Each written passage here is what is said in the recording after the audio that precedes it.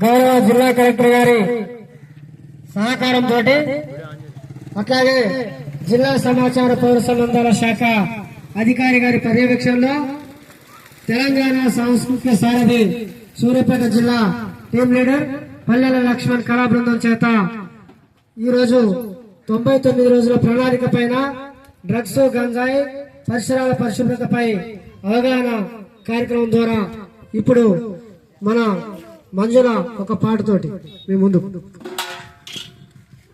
పాట రైటర్ మాగి శంకరన్న. ఇందిరమ్మ రాజ్యమంటూ ఇంటింటా వెలుగు పంచు